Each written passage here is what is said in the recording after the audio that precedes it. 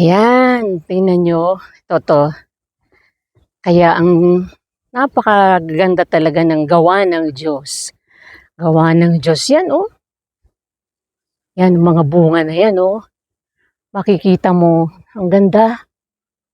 Ito po, mga ubas. Kaya pala sa Biblia, sinasabi na, no, mga taniman ng ubas. Meron pala talagang taniman ng ubas. Maganda pala. Pagkataniman ng ubas. Tingnan mo, ito, oh. Ang dami, oh. Ayan, oh, kumpul-kumpul, oh. Kumpul-kumpul na ubas. Napakaganda naman. Oh, ayan, oh. Ang ganda pala dito.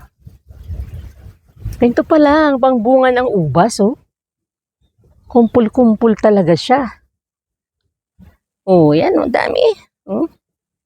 Ang ganda. Ito green. Ito, green pa to. Oh. Yan, oh, isang kumpol na green. Green pa siya, oh. Green pa. Yun. Tapos ayun naman, oh, sa taas. Red. Yan, oh. Ito naman, nagmi-mix. Merong green. Mayroong red.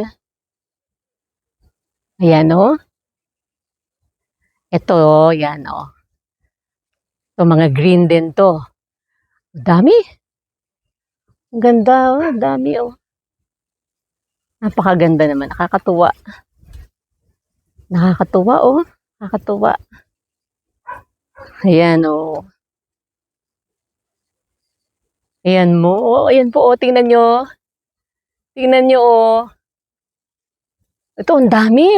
Daming bunga, oh. Oh. Ang daming bunga. Yan, oh. Ang dami. Ang lalaki ng mga kumpul niya, oh. Yung kumpul ng ubas. Ang lalaki.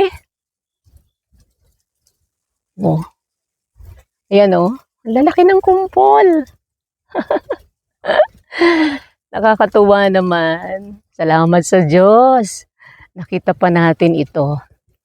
Ngayon lang ako nakakita ng kumpul-kumpul na grapes, eh.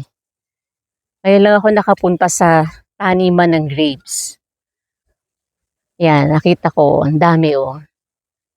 Yan, oh. Balik ako dun, oh. Tingnan nyo, oh. Ang lawak niyan. Ang lawak nun, oh. Lawak ng taniman niya, oh. Yan, lahat, oh. Ayan, oh. Kita nyo po. Yan, oh. Napakaganda tingnan. Oh, ma-appreciate mo talaga, oh. Yan, yan, oh, mahangin, oh. Salukuyang humahangin, kaya umuuga yung mga balag, eh. Oh, yan, oh. Oh, kapal ng dahon niya, ng balag niya, oh. Yan, oh. Kumpul-kumpul. Kumpul-kumpul talaga. Ang ganda. Yan po ang mga grapes dito sa La Union.